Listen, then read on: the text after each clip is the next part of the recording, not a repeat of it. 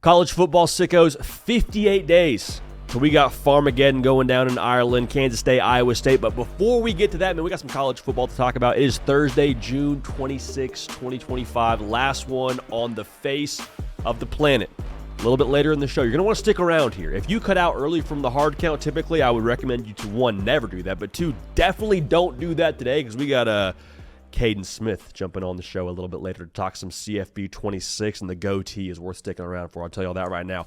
But let's jump into this to start, man. Who are the most important teams in college football for the 2025 season? Now, important's kind of a funny word, all right? So stick with me here. I think important, for the sake of this conversation, to me, is also a synonym, if you will. You could use the word impactful in this discussion. A lot of these teams I'm going to mention have a very difficult schedule, and they will touch a lot of different teams that have college football playoff aspirations throughout the course of this season. So if we get one of these teams maybe getting a little bit uppity, a little bit frisky, it would have a massive ripple effect on the rest of the college football landscape. And then beyond the 2025 season too, I think there's a couple of teams to talk about here that have a lasting impact on what they could be based on what happens this season. But I think you make a case for the most important team in college football in 2025 being none other than the Florida Gators. How many times have we sat here during a show and told you, man, the schedule is brutal. Schedule is tough. They got the Squid Games on the resume for Florida here. They play so many teams with college football playoff aspirations. Especially early on. The reason why that's important, they could be a course setter for a lot of these teams that want to go play in the playoff, but maybe even more importantly, they could be a second loss for a lot of these teams. Check this out. At LSU, LSU still plays Clemson before they play Florida. What if LSU is welcoming in the Gators with already one L on the schedule? Not predicting it right now, but if that's the case, a second loss for LSU, they're fight or flight the rest of the way. Same deal for Miami. They play Notre Dame before they play Florida. Texas plays Ohio State before they come to the Swamp. You're at A&M. They play Notre Dame before they play Florida. So all that's to say, if Florida ends up being a version of what they were in November from last year, we got DJ Lagway dealing the pill like a shady pharmacist. We got the defense flying around. We got Jay Michael get sturdy one time, getting right with the boys, and he's making some plays on the outside. Eugene Wilson, you hope and pray he's healthy. Florida could be not just a party crasher in regards to your party making the college football playoff. Might mess around, knock on the back door. Hey, Florida, we're here trying to get in the college football playoff ourselves and that whole party. So Florida, definitely, for my money, one of the most important teams when it comes to the 2025 season. Now, here's kind of a sneaky one. Wisconsin. Jump around, baby. If they start jumping around in 2025, the number of teams that they are going to impact, the number of teams that Wisconsin being frisky could have a massive ripple effect on. Check this out. They play at Bama, at Michigan, Ohio State, at Oregon, at Indiana, who made the playoff last year, and then Illinois, who a lot of people are picking to be a trendy playoff pick and be this year's version of what Indiana was last year. So if you're a Wisconsin fan, you're saying, God, stop giving me your toughest battles. He's like, I just gave you the 2025 schedule. Like, it's ridiculous how many teams they're playing with college football playoff aspirations. But I got to thinking a little bit. Who's Wisconsin's head coach? Luke Fickell. What's his DNA? Scrappy. Drag you into the deep water and try to just make you say uncle in the fourth quarter. The guy's a wrestler from his athletic background. His team, I think, will ultimately reflect that out there in Madison. What if Wisconsin, like halfway through their ridiculous gauntlet, kind of acclimates to their surroundings? We talk a lot about the heavy bar that teams have to step under during the course of a college football season where you play a tough opponent and maybe you win, maybe you lose, but you're better for playing that tough opponent. Wisconsin has a lot of tough opponents. And I wonder just maybe after they play Ohio State, what if like they're used to that kind of deal and they're tougher for an Oregon or an Indiana, or maybe they end up getting Bama early because they come out guns blazing and Bama's got some question marks at quarterback. Like, I'm just saying, I don't think any of those teams that I mentioned from Bama, Michigan, Ohio State, Oregon, Indiana, Illinois, I don't think any of those teams right now are going to sit here and pick Wisconsin to win the football game. But that's why this whole discussion is interesting. What if Wisconsin catches one of those teams, and then we're saying, well, Bama, you still got to play Georgia, right? Shoot, Ohio State, you're still playing Texas to start the year, and you got to play Michigan at the end of the year. Like, Wisconsin, nobody's accounting for them being a loss on their schedule. So if Wisconsin is a loss on their schedule, get a little bit frisky, that would, I think, be a little bit chaotic. And if we know college football to be anything, it's chaotic. Notre Dame, I think, is also one of the most important teams this year. They have 4 opponents on their schedule with very serious and I would say legitimate college football playoff aspirations when it comes to college football playoff aspirations. They're at Miami to start, A&M, Boise State, USC. It's all very interesting spots, too, for those teams. Like the game at Miami, Miami's rolling in there with, I think, a very talented quarterback in Carson Beck, but, I mean, it's going to be his first start in a new offense after not getting spring. Notre Dame, new quarterback for sure, but like that defense can be flying around for Carson Beck. Is he ready to roll with that one from game one? We'll see. A&M going to be their first real test. And also, by the way, A&M, after they play Notre Dame, they got to go play a full SEC schedule. Boise State, it's not going to impact their college football playoff aspirations so much as it pertains to like their conference title hopes. But, I mean, Boise State, they don't have an automatic bid from the Mountain West. It's a G5 bid, right? So when it comes to their committee point, if they're able to look good against Notre Dame, or dare I say beat a Notre Dame, that's going to matter a lot to them. I'm not picking that to happen necessarily, but I just want to make sure we're aligned. Like that game matters a lot to Boise State in the eyes of the committee, much like the Oregon game I think mattered to the committee this past season for Boise State. And then USC, they got to play them after Illinois and Michigan. So like USC's got their work cut out for them. Notre Dame could crash a lot of those teams' dreams in that way. And then on top of all of that, Notre Dame, I think a lot of us are, at this point in the year, sort of accounting for them taking up a college football playoff spot, but they don't have an automatic bid from a conference. Like 10-2 last year leaves Notre Dame out of the college football playoff. It's a very interesting conversation around Notre Dame, but for the teams they play and the playoff, I think, reservation we all kind of assume they have right now, Notre Dame, one of the most important teams. Here's another one from the SEC. South Carolina, man, the back 7 of their schedule, they play what I would call 6 playoff aspiring teams. You're at LSU, Oklahoma, Bama, at Ole Miss, at A&M, and then Clemson just for good measure, that Clemson game being more important if Clemson is in a spot where they're not going to play for the ACC championship. Here's the deal, man. What do we know about Shane Beamer coach teams? Cocktober, Crowember, you don't want to see them. Like, what if Lenora Sellers is everything that we have billed him to be on this show? Going to be some very very sad folks in those respective college towns. Going to be a lot of dreams that are in pieces on the ground, like some fine china. So all that's to say, South Carolina, man, I think with what they have in front of them and all those teams they play, the ripple effect for them in terms of who they could knock out of the college football playoff, much less them themselves make the college football playoff, one of the most important teams in 2025 for my money. Now here's a bonus one for you. What about Texas Tech? There's the 2025 part of this, which is what this whole segment is about. If they go win the conference this year, and the Big 12 is wide open, Big 12 tiers a little bit later in the show, that one I'll just say this, that's possible. Okay, they've done a lot of work in the transfer portal to go make that possible. But that's where I think the importance of Texas Tech lies at a more macro level and a more future-thinking level for the college football world. Texas Tech has reportedly spent in the neighborhood of $10 million on this transfer portal class.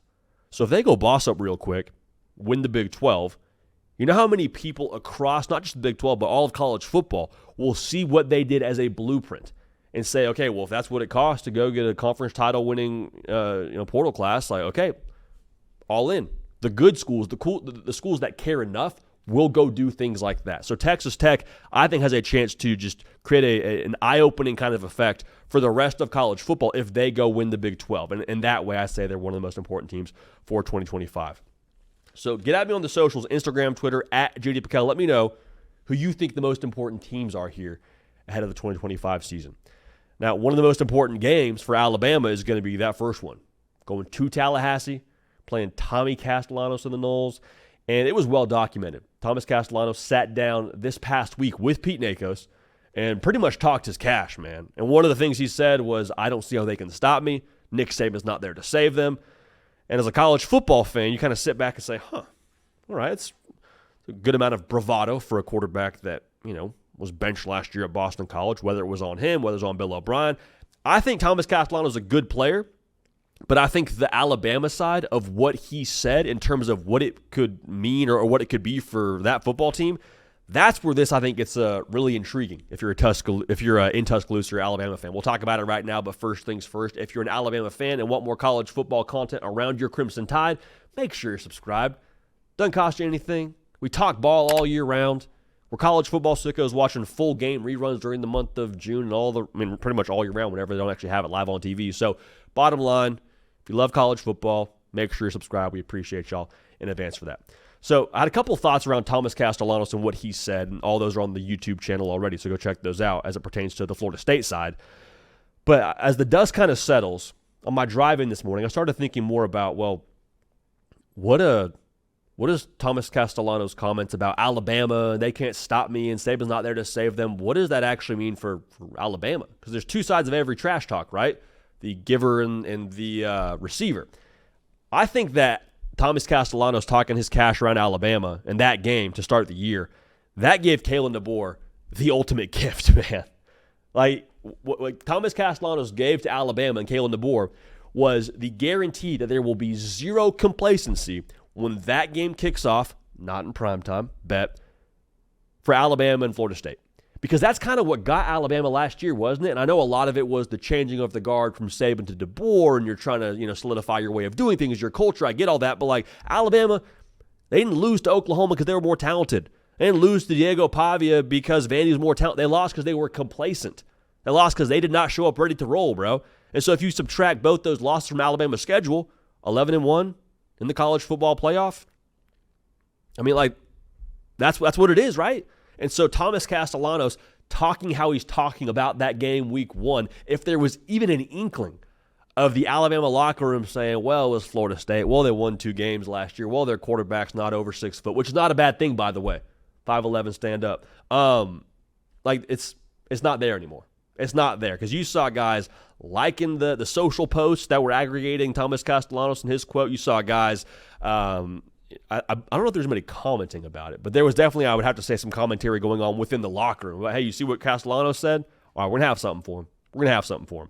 And I think the other part of this is, as much as it benefits Kalen DeBoer and him not having to apply any pressure to this team having to get up and ready to roll for week 1, I think it also gives Alabama a chance to kind of step into what I would call their new identity under Kalen DeBoer. Ari Washman of On3 has a really awesome column out right now on on3.com talking about like Kalen DeBoer's quest to make Alabama scary again here in 2025. And I think he's on the money, man. Like, what if this is that moment here where Alabama rolls into Tallahassee and just leaves no doubt? And not just leaves no doubt because they're the better team or more talented team on paper, which, full transparency, they are. And the Vegas spread at double digits tells you as much. But what if this is the point where Alabama, like, just kind of takes it personal? There's a phrase on Alabama Twitter that's kind of been popularized over the course of the last few years, especially under Nick Saban, called joyless murder ball. What if it's joyless murder ball against Florida State and Alabama just delights in crushing these teams into the ground? Ari Washman, in his article, has a bar. He says, putting down these undersized quarterbacks with oversized mouths, speaking to Castellanos and Pavia. That, I think, is something where it's not where you have like a switch that you flip on and off, because those great Alabama teams, they don't have a switch that ever goes off. It just stays on. But you wonder if this is maybe like that villain origin story for Alabama, where they've heard all the talk from this past season about how they underachieved and went 9-3 and missed the playoff, but like they step into this moment now where the opposing quarterback was talking crazy. They go to their place, take it over, leave with a dub, and then at that point we're like, that's a different Alabama. That's a joyless murder ball kind of brand of Alabama that we've been waiting to see since Saban left. It's back, and this is now who they are. All right. I also kind of love, just so we're on the same page here, I like what this does when it comes to creating pressure for whoever the new quarterback is for Bama. We've said multiple times, I'm assuming it's Ty Simpson. Ryan Grubb has came out and said as much that if they started a game tomorrow, or if they played a game tomorrow, it would be Ty Simpson as the starter.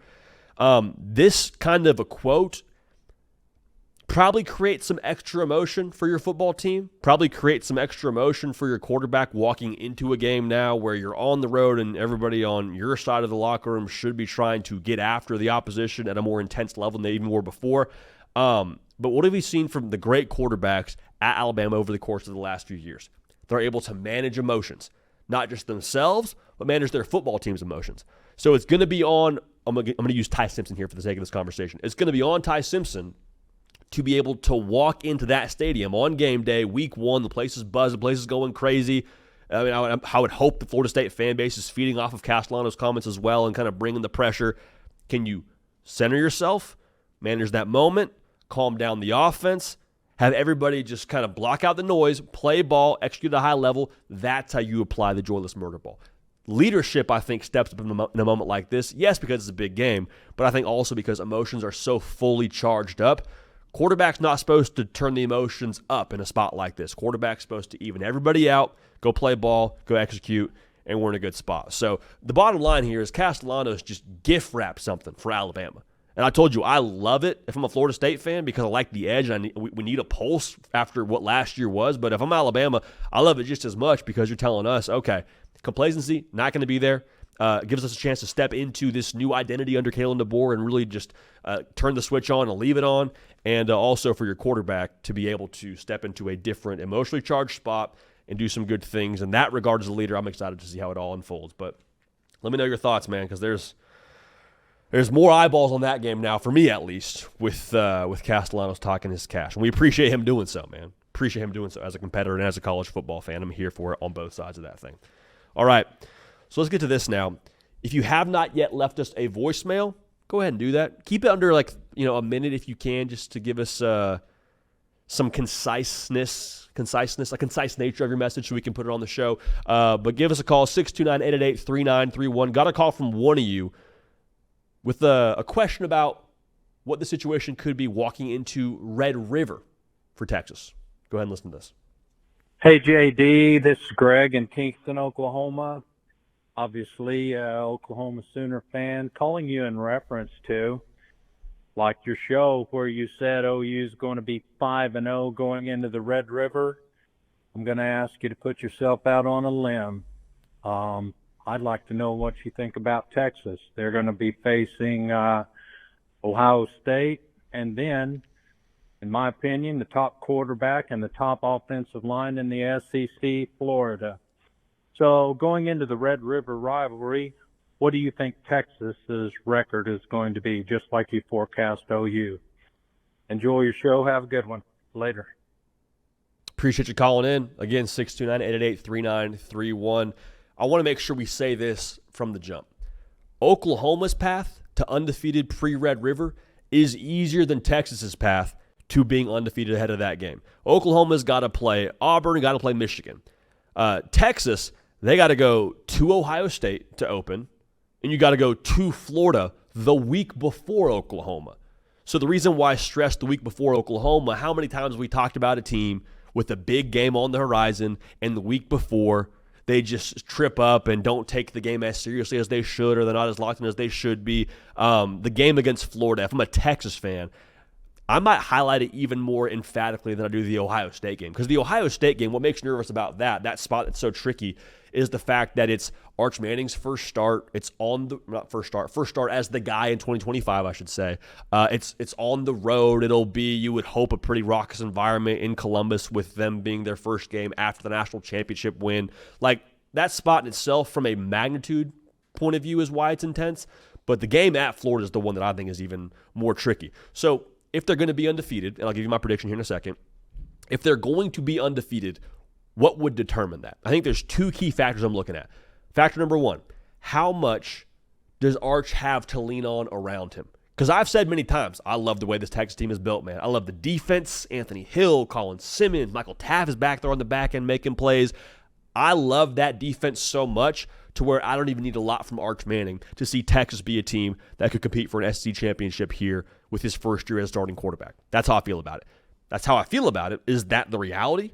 So I felt a lot of things during the preseason. My emotions are all over the place. My takes are all over the place during the preseason because we got some time now and we got some things to forecast and look at and break down and overanalyze. Like, we're all human here. We get stuff wrong. Am I right about Texas and their roster being tier one? Or is it a thing where, hey, Arch, man, turns out, man, that Julian Sand cat, he's pretty good. He's throwing to arguably the best cat in college football, that is Jeremiah Smith. Hate to break it to you, man. We need you to go throw the ball 30 times on the road. Can you do that? Caleb Downs back there playing safety. Can you do that for us? And if you can, then this is a different discussion. But, I don't want that necessarily to be my plan A if I'm Sark and the rest of this offense and the entire Texas unit. The other question I have, the other factor that will determine success, where's the Texas culture at in this spot? It's funny because Texas culture was always a discussion in a negative way before Steve Sarkisian got there. It was a thing where guys are just going to Texas for the blue check marks on Instagram, and the people would talk about the rumors of what you would get if you went to Texas and all those things. But also you talk about guys that are being selfish in Texas. There was a big discussion around Texas culture. It was kind of a buzz phrase. Well, right now, the Texas culture stressor and the variable that we're going to have to run it through is just what I said. How do they handle those situations? How do you handle pre-Red River, Florida on the road? How do you handle the opener when it's going to be the coronation for Ohio State, their first game after a national championship? So the cop-out answer to your question here is 4-1. That's the cop-out answer. Oh, they'll split one of those. They'll, kind of figure themselves out in the month of October and go on a run, and, Texas will be a playoff team. But we're just going to go ahead and be safe and call it 4-1. Y'all, I'm not going to go ahead and say that. I'm going to go ahead and say they're 5-0 ahead of Red River. I think you have both teams undefeated ahead of Red River. And I think Texas, with what they've done very quietly with what I call the other stuff, I think that's what makes the difference in the games against Ohio State and the games against Florida. We keep talking about how well Michigan majors in things that you can't totally quantify on the field. That used to be what Texas was deficient in. I think they're now one of those teams that majors in that. Because over the course of the last 2 years, we've seen Texas have massive wins. The win in Tuscaloosa over Alabama, program-defining win, era-defining win for Sark to this point. Old Texas would have won that game, turned around, fumbled it, lost the game, looked lackluster, and just kind of have all the narratives back around what Texas wasn't, right? Didn't happen. Texas also, last couple of seasons, has lost their starting quarterback. It's unfortunate, but it's college football. The beat must go on. No issues. Just continue to churn it along. They rallied around Malik Murphy a couple of years ago, rallied around Arch last year. And I'm not here saying it was the most formidable of opponents, but still, we've seen Old Texas fall apart when they have success or when they have adversity. Sark teams have not done that. They've majored in responding to moments. The other part of this, too, which maybe gets overlooked, I love the continuity at Texas. And I know I'm not talking about return of production. I'm talking about the way of doing things, both offensively and defensively at Texas, for the most part, at the highest level, has stayed the same over the course of the last few years. So whether you were a young buck that didn't play last year or whether you were a starter and you're coming back for another season, shout out Michael Taft, you are very familiar with the way of doing things at Texas. When you're familiar with your way of doing things, your routine, your approach, your process, all those things, internally, that creates stability, that creates confidence, and those are both things that I think Texas will have as an edge over Ohio State and over Florida.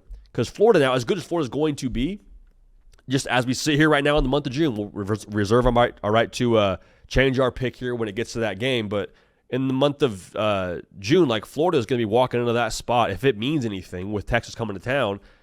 It's going to be one of those games that's new territory for DJ Lagway. It'll be new territory for Arch Manning too, but it won't be new territory for Steve Sarkisian. Won't be new territory for Michael Taft. Won't be new territory for Pete Kwiatkowski. There's a lot of stability there, which I trust and I think will ultimately be a difference maker for Texas. So to give you a direct answer here, I think we get a Red River with two undefeated teams, which would be cinema. It'd be awesome. We think it'll already be cinema, but you're going to have Arch Manning, John Mateer playing each other, both with unblemished records and a spot to continue to have pole position in the SEC. That'd be electric. I think we get that as we sit here right now during the wonderful month that is June in the world of college football. But appreciate you calling in and leaving us a question or a take. Leave both. Again, 629-888-3931. Appreciate y'all giving us a call. Now, this is something that is very it's very month of June-ish right now to discuss this, but I think it's fun to do right now anyway. If you checked out the Twitter sphere around Nebraska's official visit weekend they had recently, Matt Rhule, I don't know if it was his idea or somebody else's idea, brought in a live bull for these photo shoots. Go ahead and take a look at this, man. Just, I mean, check that out, dude. Just a coach looking like an absolute dog right there with a real live animal, a bull right there behind him with him. Like that in itself, Twitter reacted accordingly to this. You would expect college football Twitter to react if it's not your team, saying, doing anything but winning. It's just corny. I was a fan of this personally. Like, we see wilder stuff on official visit weekends. I mean, we see Texas pull out the Lambos. What's the Nebraska equivalent of a Lambo? A bull, I think. Like, I thought it was dope. Thought it was different. And I also think, if you're asking, like, what's the point? I was asking myself the same question as I thought it was cool. I think the point here is it kind of fits with the tenor of what Nebraska football is aspiring to be under Matt Rhule. They want to be physical, want to be kind of blue collar, want to be the aggressor, kind of like a bull, right? Dylan Raiola posted on his socials a picture with it, and he said, "Take the bull by the horns." Also a helpful maybe mantra when it comes to explaining what this whole deal is with the official visit pictures. The bottom line is, I think it's cool. Does it mean a lot? Not really. There's not a ton to unpack with like Matt Rhule having a bull for official visit pictures. But I do think now as you zoom out a little bit and you discuss the idea around Matt Rhule at Nebraska and the progress and all those things, I think Matt Rhule as a coach has always been what you would classify as like an evaluation guy. When you're coaching at Temple or you're coaching at Baylor, you're probably not going after the top 5 stars. I mean, you're going after them, but you're probably not always landing them. If you're Matt Rhule, you've made your bed, you've made your money by being able to grab the 3-star that goes out to be an NFL player, right? That's kind of what he's made his money doing. However, I think for the first time now, Matt Rhule's at a place in Nebraska where the logo is in the blue blood conversation. I would argue Nebraska still is a blue blood when you talk about the history of college football. That's, I think, a little bit of a different level of ammunition he's working with. Like, there's people that look at the Nebraska logo, they know it's a college football kind of school, okay? I'm not knocking Temple, not knocking Baylor. I mean, God forbid I do that, my wife went to Baylor.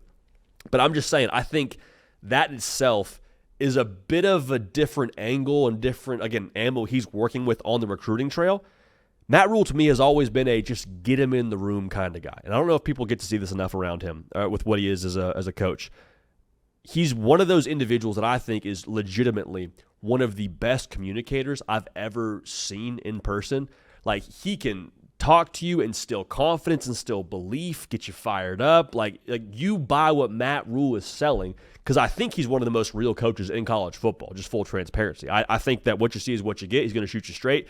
And in the world of modern recruiting, I think people appreciate that. I think people gravitate to that. So my point in all this is like, yeah, the bull picture is a little bit funny. It's a little bit fun to crack jokes at on social media if you're an opposing fan base.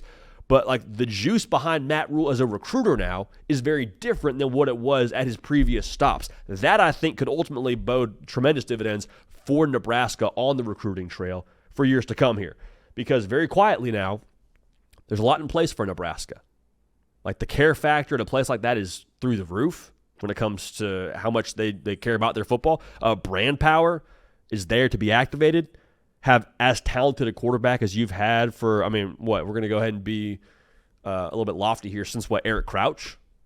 Like, since 2002? Like, I'm just saying, Dylan Raiola now, his skill set gets you excited in the way that he played a season ago. You saw flashes that keep you excited.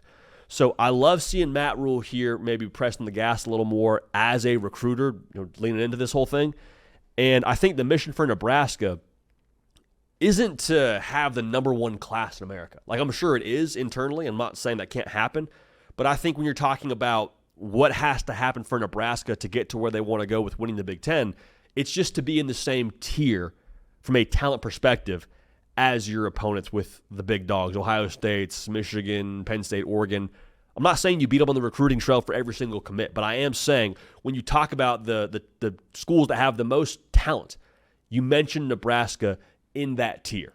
Not the most talented, but in that tier. Because if you can just get in the same tier, get within what I would call striking distance of what those rosters have, at that point in time, then you feel good because you say, okay, it's on our coaching staff. It's on our culture. It's on our toughness. It's on all the things that I think Matt Rhule majors in that could ultimately and will ultimately lead to success while he's there in Lincoln. Kind of similar to how maybe Michigan felt when Harbaugh was there. Not saying they're the same coach, not saying it's the same kind of program, but I am saying when you talk about what Michigan was, it was like They get the lower tier recruits, and then they develop them, and then they end up having success. Now, Michigan also had a lot of top tier recruits, so don't hear me incorrectly. But that's kind of the way that I feel about Nebraska as we head into the future under Matt Rhule in 2025 and the more immediate future. But at the end of the day, I'm here for the bowl photos. Don't want to take too much from them, but I think they're fun, and I'm all the way about having a live animal at your official visit photo shoot. See weird things in photo shoots all the time, man. Bulls, why not? Why not? Now let's continue on here and do our final tier discussion. For our Power 4 conferences, we've done the ACC, we've done the Big Ten, the SEC. Last but not least, baby, grand finale. I'm pumped about this one. Big 12 tiers coming in hot. If you know this show, you know this segment. This is not a ranking. Rather, this is just purely how we're processing this conference ahead of 2025. But we'll start with the base level tier. This just feels bad. It does. Arizona, I love you. I do, but you lost your best player, and last year wasn't that awesome. Okay, same thing. UCF, you lost your head coach. Didn't fire your head coach. Lost your head coach after a not-so-awesome year a year ago, and he's now in the same state as a coordinator. I don't see the arrow pointing up. Just feels bad. Next tier, it would be just like the Big 12. Wouldn't it? Because last year, Arizona State won the Big 12 after being picked to finish last in the preseason. I don't know if these teams are being picked to finish last necessarily. We'll see how the media views it here post-media days. But West Virginia, be a little bit frisky, make some noise, country roads, gets pop. I'm just saying I could see it with what they are out there.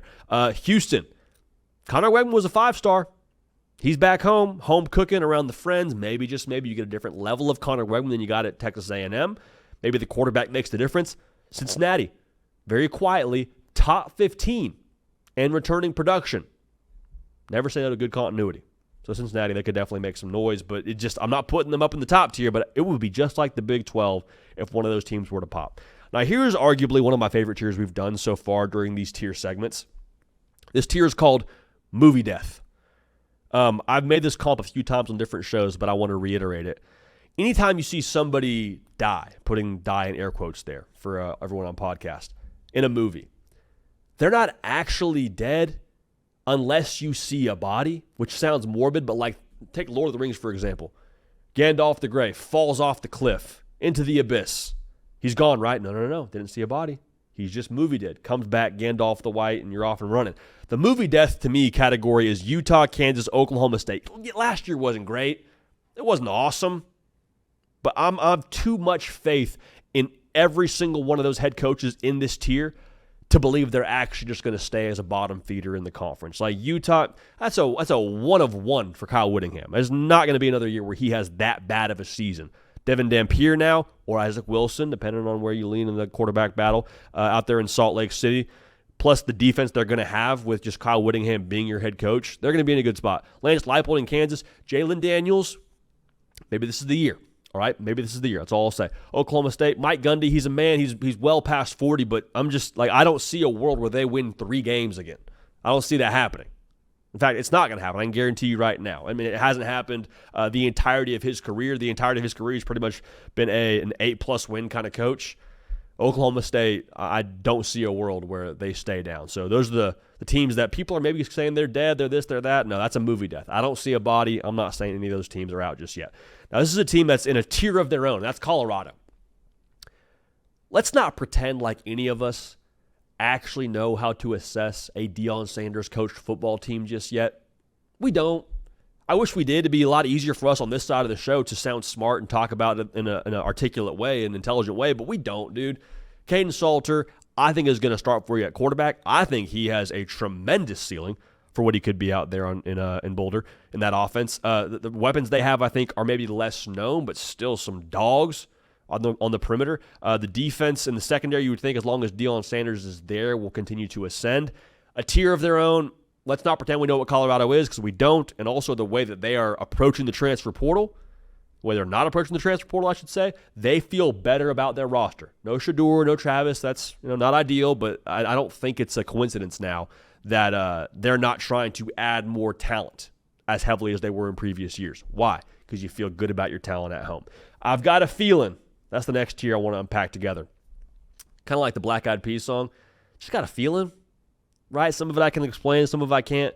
But TCU, Texas Tech, Kansas State, I like these teams, dude. I like what they have. Texas Tech, number one portal class right now in America, and putting good money into it. Baron Morton, still the quarterback there for you. TCU with Josh Hoover, balled out last year. Kansas State, if y'all watch this show, you know I'm extremely high on the best lettuce in college football, which is Kansas State and Avery Johnson at quarterback for them. I got a feeling about him, man. Got a feeling about him. Now, the top tier for us in this discussion for the Big 12 is the tier that I can most easily explain, the I can explain it tier. I can point to Arizona State, Baylor, Iowa State, and BYU and tell you why they're going to win the conference. Arizona State did it last year. Kenny Dillingham's arguably the best coach in the conference, depending on how you want to talk about the Big 12 right now. Right now, maybe the best coach in the conference. Sam Leavitt, I don't think is a stretch to say he's the best quarterback in the conference. You say the same thing about Sawyer Robertson. I think a lot of people forget Dave Aranda. He's got a Big 12 title to his name.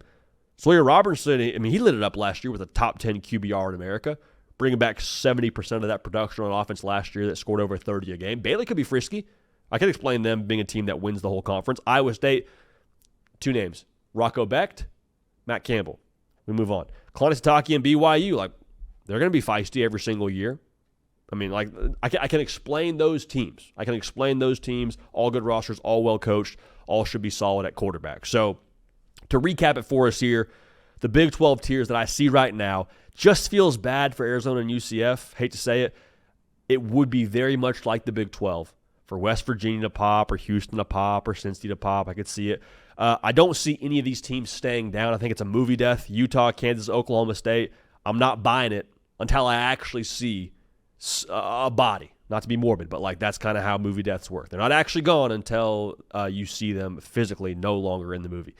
Tier their own. We don't know Colorado. Let's not pretend like we do. I've got a feeling around Texas, TCU, and Kansas State, and then I can explain to you Arizona State, Baylor, Iowa State, and BYU. The whole conference in itself is going to be awesome. It's going to be chaotic. It has picked up where the old Pac-12 left off, and we are all the way here for it. Those are our Big 12 tiers.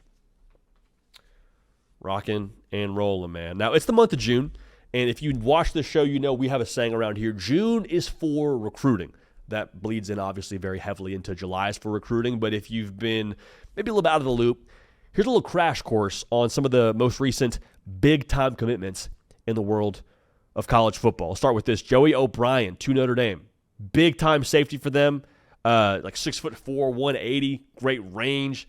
When you see him out there and you hear that he's going to be a safety for Notre Dame, it's hard to not think about Kyle Hamilton and the size that he was back there for them. Middle-of-the-field defender, could be an absolute baller. Been billed as a top-tier SEC athlete from Tim Hyde over at Blue and Gold. This is a sign of the times kind of get for Notre Dame, for my money. Marcus Freeman, maybe he lands Joey O'Brien a year ago before the playoff run, but I'll tell you what, I don't think it hurt. And I don't think that it's unfair to say that Notre Dame, I think, is breathing new oxygen right now on the recruiting trail, and Joey O'Brien is a massive example of that for the Fighting Irish. We got more to talk about here. Before we do that, I want to make sure y'all know this show, The Hard Count, brought to you by the phenomenal people over at Roback. All right, Roback, if you follow me on the socials and you see me post a story or a picture where I'm not in the studio, usually I'm rocking a Roback hoodie or a Roback tee, just most comfortable athletic wear in the game, totally changing the entire landscape over there. Also, Roback very proudly leading the NIL charge with some pretty significant athletes a part of their brand. So, hear me clearly now. If you hear nothing else, hear me clearly.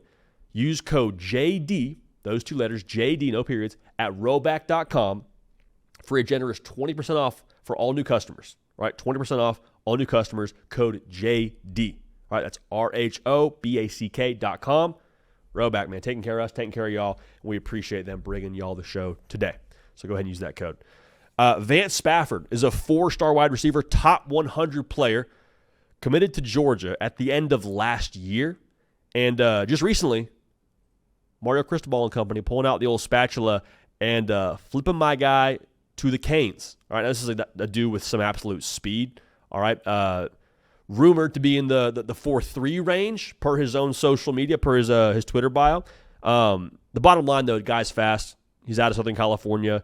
So there's the national element there for Miami, being able to go coast to coast. Big deal.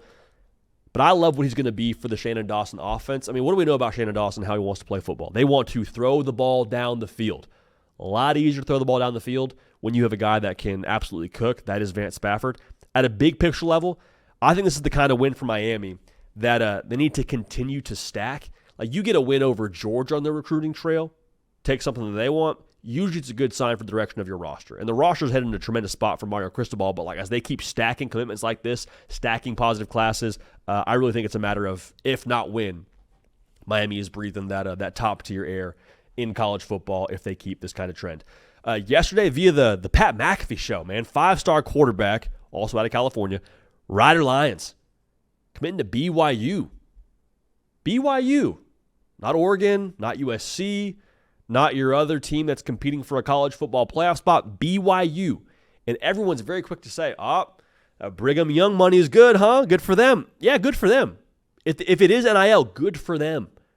He said there was other schools offering bigger money on the Pat McAfee show, I believe, but neither here nor there. If this is about NIL, good for BYU. Now, I would also say if you have the best quarterback in the conference for the Cougars in the Big 12, probably going to be in a good spot. Like, you think about what the Big 12 was a season ago. Who are the teams that were competing for the conference title? Iowa State, they were in it, right? Sam Leavitt, the best quarterback in the conference. They won the conference. I should say Shedeur as well. Okay, so I'll retract that a little bit. But if you have the best quarterback with the best roster, you're probably going to be in a good spot. I feel pretty good about the roster for BYU as long as Kalani Sitake is there. But Rider Lions, post-mission, getting out there to Provo, going to be a ball player for him. Five-star quarterback making his way to BYU. Big get for them. Speaking of big hits at the quarterback position, top 10 quarterback Bo Bentley committed to Oklahoma over LSU. We did a breakout video on this on the channel already, so go check that out. But I had a couple of takeaways from this. One, guy's just a ball player, right? You go check the On3 profile picture. He's got 2 chains on him. You're not wearing 2 chains. You're not a baller. That's the first part. Other part, if you have 6 pictures on your Instagram and they're all having to do with football, you love football, okay? So that's Bo Bentley. I also like, though, what this says about the trajectory and like the direction of Oklahoma football. Feels like they're positioning themselves to get back to being a quarterback destination. If John Mateer pops, okay, that's going to raise some eyebrows for other prospective quarterback commits across the country, and then Bo Bentley steps in and delivers under Ben Arbuckle, like, okay, that's what made Oklahoma under Lincoln Riley, right? It's a non-negotiable right now in the world of college football to go win some hardware. So Bo Bentley headed to Norman, massive get for them, and feels like a true arrow pointer when it comes to where they're headed in Norman. Last one here for you, 4-star cornerback Preston Ashley out of the state of Mississippi, committing to Colorado. This is the Deion effect. We said it when he took the job. Well, no idea what's going to happen long term, but they will recruit the skilled players, especially the secondary, at a high level. Preston Ashley told Hayes Fawcett, if you want to be the best, got to get coached by the best. Deion Sanders has a gold jacket that illuminates he is, in fact, the best DB. Notice now the shift from Colorado in the way they're constructing their roster. We said it earlier on in the show. And there's an athletic article out, actually, when Deion Sanders got hired out there of what his approach was going to be. We're going to start heavy in the portal to kind of turn this thing around quickly. But as we progress now, we're going to lean more and more on high school recruiting. Now, will Colorado ever lean as much on high school recruiting as, the average program in college football? I don't know. But I do know as they continue to progressively get more into the high school recruiting lane, landing 4-star corners from the southeastern part of the United States, pretty good step in the right direction. All right, this is the next phase for them, and it's a sign of the times, I think, for where Colorado is headed and how they're building their roster under Coach Prime. So a lot of big commits. Hey, keep it locked on the On3 Recruits channel. Josh Newberg, Steve Wiltfong, Chad Simmons, a lot of good stuff coming to that channel. So I would go subscribe right away and stay dialed in for all things recruiting year-round. It's a wonderful thing. Absolutely wonderful thing. Now, speaking of wonderful things, the College Football 26 video game is about to drop, and I cannot wait for it, man. It's going to be awesome. EA, though, in the anticipation of this game dropping, much like they did a season ago, started to release some different information around the game. And the list they put out the other day was the toughest places to play in College Football 26. Notice, not the loudest, toughest places to play. Okay, so a couple quick takeaways. I think they got 1 and 2 right with LSU and Penn State up there. Ohio Stadium feels maybe like a touch too high All right, now I'm just saying this because of that's what Ohio State fans have said to me. Like, hey, Penn State, we get dialed in. Michigan, we get dialed in. Other games, though, like when Bowling Green rolls into town, I don't think people necessarily tab Ohio Stadium as the most formidable place to play. Just what's being said, and I can honestly just take their word for it. I don't understand how Neyland and Autzen, Tennessee and Oregon stadiums, respectively, are not top 5. That's confusing to me. Also, Kyle Field at 11. The whole thing is a little bit confusing. So, one, make sure you're subscribed. All right, college football, nothing but college football year-round. We'll have more content around this game as we get closer and closer. I got a treat for y'all, man. Treat for you. Hey, this is first time on the show with this kind of goatee steez. All Sun Belt, 2-time alley runner at safety, Caden Smith. We call him Cato. Cato, what's up, brother? The goatee, man. I just want people to revel in this for a second. If you're on podcast, you're missing out. It's clean, man. Very, very clean. How we doing, baby? Doing good. Appreciate it, JD. I think some of us in the office are celebrating Goatee June. We tried to get you on board. We had a little hint of it during your vacation, but you didn't see it through. But had to switch things up. So, it is what it is. I kind of like the look. I'm vibing with it. We'll see if it lasts beyond the month of June. But more importantly, excited for this game coming out in July. And these toughest places to play for sure. An interesting list to look at.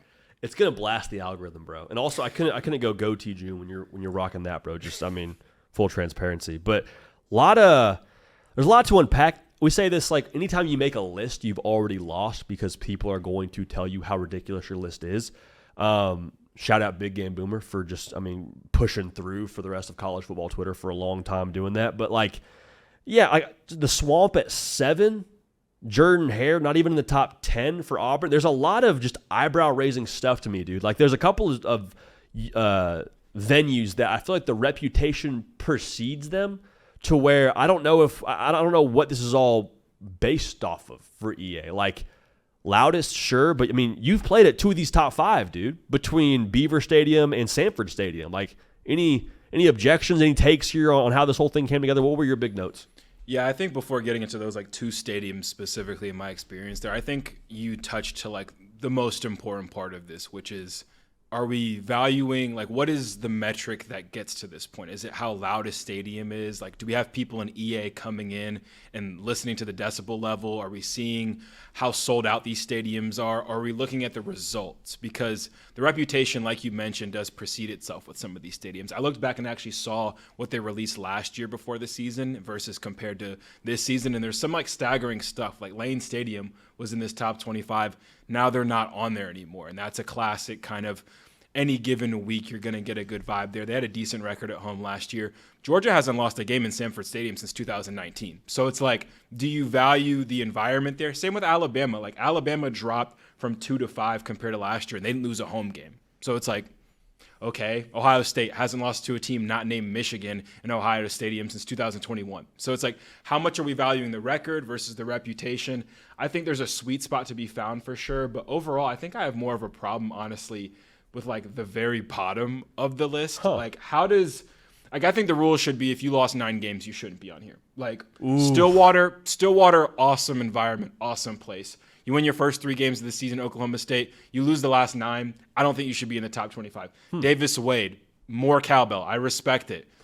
You lost 10 games last year.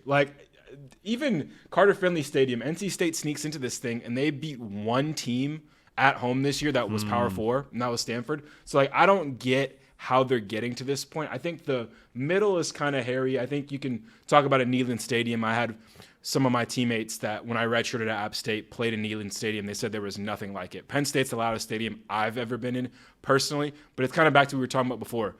The Penn State game we played, it was an insane game. We went into overtime. It's the loudest I've ever heard a stadium ever be. Then we returned a kickoff for a touchdown, and it got as quiet as I've ever heard it. So I feel like I got a good contrast there. Playing in between the hedges was great. They went to a national championship this year. I would rather not play that team ever again. Those Georgia teams, that's when they kind of started to get their juice. But the stadium vibes, I think, were much better at Beaver Stadium. But it's a very interesting thing, I think, to break down. And I think EA, it'd be cool to see them get more into detail about how they got to this point. And I feel like, too, so much of it is the circumstances around your respective game. Ohio State fans have been begging and pleading to get more night games. And maybe if they have more night games, we see Ohio even be higher than they were on this list, or Ohio State, I should say, have the shoe even higher than they were on this list. Because, like, we rolled in there for the game in 2022 against Michigan and the game against Penn State in 2023, I want to say it was. Both atmospheres were, like, at noon, but absolutely awesome. I can only imagine what it's like for a night game there. But also, like, to your point, how many intense, like, non-conference games is Ohio State playing outside of the noon window? Just like how many big games do you have to get up for if you're an Ohio State fan? So that whole thing is interesting. Neyland Stadium, I'm with you, dude. Like that stadium's just, it's weird to say, stadium's just tall. Like it's on top of you, bro. It's like it's nuts. I was actually very okay with having Memorial Stadium there in the top 10. I think they're at number 6 actually is Clemson. That's a spot where Florida State came to town for a game. Like that's also the other part. I'm all over the place here. I've only been to so many of these stadiums. So some of it I'm like going off the broadcast. Some of it I'm going off of like my own personal experience in a one-off setting. But the game that we went to for Clemson when Florida State rolled into town, noon kick, super hot, everything on the line for Clemson. Like their student section showed out all the way through. It was a great game. It was back and forth. Ended up losing the game, but like they gave you all you wanted and then some. There's a lot here, bro. Kyle Field at 11. What was your takeaway there? They were number 1 when this thing dropped last year. How do you go from 1 to 11 after like a solid season? Yeah, I mean their regular season was bookended by a home loss to Notre Dame and a home loss to Texas, but I don't think there's any fault in that. Like those are 2 of the 4 teams that were left at the end of the playoff.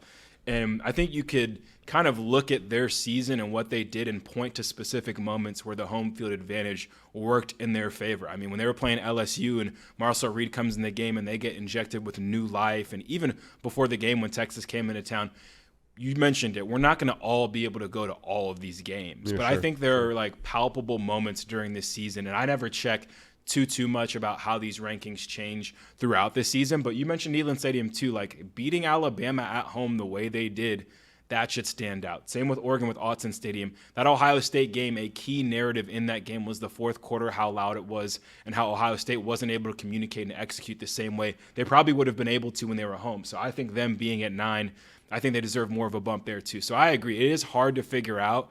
And because of that, I would just like to know the background of it. I remember back in the Sunbelt podcasting days, we interviewed a guy, I think his @ name on X or Twitter is CFB Campus Tour or something like that. It's the guy who's been to every single stadium. You can find him on Twitter really easily. He does a ton of interviews and stuff. We need to get that guy in the room. This is a guy who's literally been to every single stadium and could probably tell you what one is from the other and just all the factors that go into it. I love for the record to be a part of it, the actual loudness of the stadium, the key moments, the history of it obviously matters too, because you got to think about it. If you go into a dynasty mode, say, and you're at Wisconsin and they maybe didn't have too hot of a year, but all of a sudden you're reaping the rewards as a dynasty if you're the head coach or a coordinator there and your team's rolling and Wisconsin's 0-8 to start the year, you're going to get that kind of top tier level of jump around in the stadium pulse that you deserve. So I think the history should matter too, but at the end of the day, it's a very touchy subject, I feel like, with specific fan bases especially, and it's just something else for us to talk about the offseason and look forward to in the game.